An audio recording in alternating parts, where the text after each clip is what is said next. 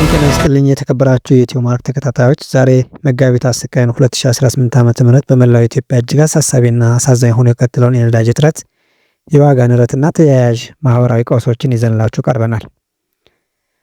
ሀገራችን ኢትዮጵያ ከዚህ ቀደም አይታው የማታውቀው የነዳጅ ቀውስ ውስጥ ትገኛለች። በአሁኑ ሰዓት በአዲስ አበባ ብቻ ሳይሆን በሁሉም የክልል ከተሞች የነዳጅ ማደያዎች ወደ ጦር ግንባር ተቀይረዋል።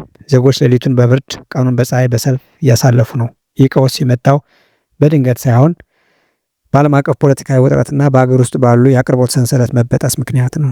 ጠቅላይ ሚኒስትር አብይ አህመድና የገንዘብ ሚኒስቴሩ አቶ አህመድ ሺዴ ባስተላለፉት አስቸኳይ መልእክት ሀገሪቱ ለነዳጅ ግዢ የምታወጣው የውጭ ምንዛሬ ከሚገኘው ገቢ በላይ መሆኑን ገልጸው ዜጎች ያለምንም አማራጭ ነዳጅን በቆጣቢነት እንዲጠቀሙ ጥሪ አቅርበዋል። ዛሬ በዚህ ልዩ ዘገባችን የጥቁር ገበያውን አስደንጋጭ ዋጋ፣ የዓለም አቀፉን የጂኦፖለቲካ ተጽዕኖና በዜጎች የዕለት ተዕለት ኑሮ ላይ ያመጣውን መከራ በዝርዝር ለመመልከት እንሞክራለን።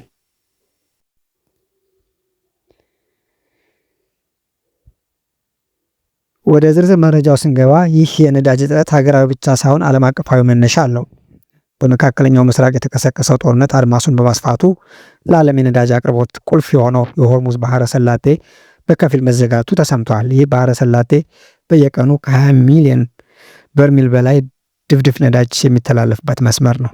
ኢትዮጵያ ነዳጅን ከውጭ በከፍተኛ ውጭ ምንዛሬ የምታስገባ ሀገር በመሆኗ የዚህ መስመር መዘጋት የመርከቦችን ጉዞ በማስተጓጎሉና የመድን ዋስትና ወይም ደግሞ ኢንሹራንስ ክፍያዎችን በመጨመሩ ወደ ጅቡቲ ወደብ የሚገባው የነዳጅ መጠን በ45 በመቶ ቀንሷል። የኢኮኖሚ ባለሙያዎች እንደሚሉት መንግስት በየወሩ ለነዳጅ ግዢ የሚመድበው ከ300 ሚሊዮን ዶላር በላይ አሁን ባለው የዓለም ገበያ የዋጋ ጭማሪ ምክንያት በቂ ሊሆን አልቻለም። ይህ ደግሞ በሀገር ውስጥ ያለውን ክምችት እያሟጠጠው ይገኛል።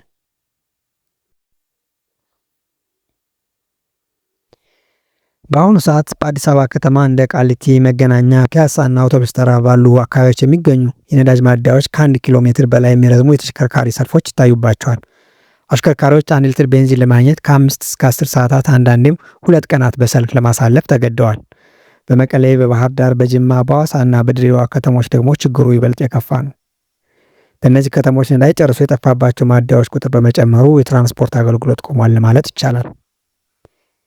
ኢትዮ ማርክ ያነጋገራቸው አንድ የአዲስ አበባ የታክሲ ሹፌር እንዲህ ይላሉ። ሌሊት 9 ሰዓት ነው ሰልፍ ያዝኩት። አሁን ቀኑ 8 ሰዓት ሆኗል፣ ግን ገና 20 መኪና ይቀረኛል። በዛ ላይ ማደያው ነዳጅ አለቀ ሊል ይችላል የሚል ስጋት አለኝ። የቀን ገቢዬን ሰልፍ ላይ ጨረስኩት። ይህ የብዙ ሺህ አሽከርካሪዎች የየዕለት ሰቆቃ ነው። ከዚህ ሁሉ መከራ ጀርባ ግን የሰው ደም የሚመጡ አካላት በጥቁር ገበያው እየከበሩ ነው። ኢትዮ ማርክ ባደረገው ትልቅ ማጣራት በመንግስት በ139 ብር የተተመነው 1 ሊትር ነዳጅ በጥቁር ገበያ እስከ 400 ብር እየተሸጠ መሆኑን አረጋግጠናል። ይህ ማለት ዋጋው በ300% ገደማ አድጓል ማለት ነው። ይህ ህገወጥ ንግድ በአሁኑ ሰዓት በአዲስ አበባ ከተማ እንደ ቃሊቲ፣ መገናኛ፣ ፒያሳና አውቶቡስ ተራ ባሉ አካባቢዎች የሚገኙ የነዳጅ ማደያዎች ከ1 ኪሎ ሜትር በላይ የሚረዝሙ የተሽከርካሪ ሰልፎች ይታዩባቸዋል። አሽከርካሪዎች 1 ሊትር ቤንዚን ለማግኘት ከ5 እስከ 10 ሰዓታት አንዳንዴም 2 ቀናት በሰልፍ ለማሳለፍ ተገደዋል። በመቀሌ፣ በባህር ዳር፣ በጅማ፣ በሐዋሳና በድሬዳዋ ከተሞች ደግሞ ችግሩ ይበልጥ የከፋ ነው። በእነዚህ ከተሞች ነዳጅ ጨርሶ የጠፋባቸው ማደያዎች ቁጥር በመጨመሩ የትራንስፖርት አገልግሎት ቆሟል ማለት ይቻላል። ኢትዮ ማርክ ያነጋገራቸው አንድ የአዲስ አበባ የታክሲ ሹፌር እንዲህ ይላሉ። ሌሊት 9 ሰዓት ነው ሰልፍ ያዝኩት። አሁን ቀኑ 8 ሰዓት ሆኗል፣ ግን ገና 20 መኪና ይቀረኛል። በዛ ላይ ማደያው ነዳጅ አለቀ ሊል ይችላል የሚል ስጋት አለኝ። የቀን ገቢዬን ሰልፍ ላይ ጨረስኩት። ይህ የብዙ ሺህ አሽከርካሪዎች የየዕለት ሰቆቃ ነው። ከዚህ ሁሉ መከራ ጀርባ ግን የሰው ደም የሚመጡ አካላት በጥቁር ገበያው እየከበሩ ነው። ኢትዮ ማርክ ባደረገው ትልቅ ማጣራት በመንግስት በ139 ብር የተተመነው 1 ሊትር ነዳጅ በጥቁር ገበያ እስከ 400 ብር እየተሸጠ መሆኑን አረጋግጠናል። ይህ ማለት ዋጋው በ300% ገደማ አድጓል ማለት ነው። ይህ ህገወጥ ንግድ የሚካሄደው እንዴት ነው? አንደኛ፣ የጀሪካን ንግድ። በአንዳንድ ማደያዎች ሌሊት ላይ በጀሪካን እየተቀዳ ለደላሎች ይሸጣል። ሁለተኛ፣ የማደያ ሰራተኞች ተሳትፎ። አንዳንድ የማደያ ሰራተኞች ነዳጅ የለም በማለት መደበኛ ደንበኞችን እያባረሩ በጓሮ በከፍተኛ ዋጋ ለጥቁር ገበያ ያቀርባሉ።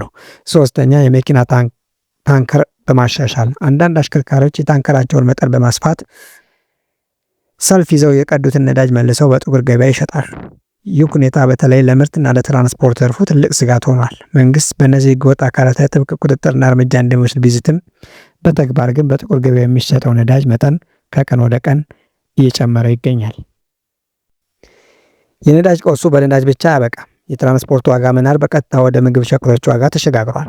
ከአርሶ አደሩ ዘንድ ምርትን ወደ ከተማ ለማምጣት የሚጠየቀው የጭነት ዋጋ በ3 እጥፍ አድጓል። ለምሳሌ ከዚህ ቀደም በኪሎ 2 ብር ይከፈልበት የነበረው የሽንኩርት ትራንስፖርት አሁን ወደ 8 ብር ደርሷል። የጤፍና የጥራጥሬ ዕቃ ዋጋዎች ከትራንስፖርት እጥረት ጋር ተያይዞ በየሳምንቱ አዳዲስ ጭማሪዎችን እያሳዩ ነው። ሸማቹ ማህበረሰብ የነዳጅ ዋጋ ጨመረ ተብሎ የዳቦ ዋጋ ለምን ይጨምራል ብሎ ቢጠይቅም መልሱ ግን ግልጽ ነው።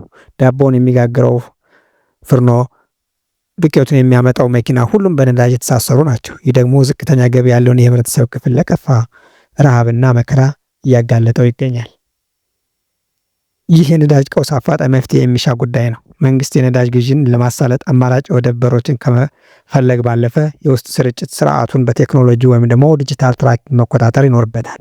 የጥቁር ገበያው መባባስ የመንግስትን የመቆጣጠር አቅም ጥያቄ ውስጥ እየከተተው ነው። ውድ የኢትዮ ማርት ተከታታዮች፣ እናንተስ በአካባቢያችሁ የነዳጅ ሰልፍ ምን ይመስላል? 1 ሊትር ነዳጅ በጥቁር ገበያ ስንት እየተሸጠ ነው? የትራንስፖርት ዋጋስ ምን ያህል ጨመረባችሁ? ያላችሁን መረጃ አስተያየት መስጫው ላይ በዝርዝር ያጋሩን። የእናንተ መረጃ ለሌሎች ግንዛቤ ይፈጥራልና። እንደዚህ ያሉ ወቅታዊ ዝርዝርና ሚዛናዊ መረጃዎች ሁሉ ጊዜ እንዲደርሷችሁ የኢትዮ ማርት ዩቲዩብ ቻናልን ሰብስክራይብ ማድረጋችሁን አትርሱ። መረጃው ለሌሎች እንዲደርስ ላይክ፣ ሼር ማድረግ ይተባበሩ። ሀገራችን ኢትዮጵያን ከዚህ ቀውስ ይገላገላል። ሰላም ለኢትዮጵያ፣ ሰላም ለሕዝቦቿ።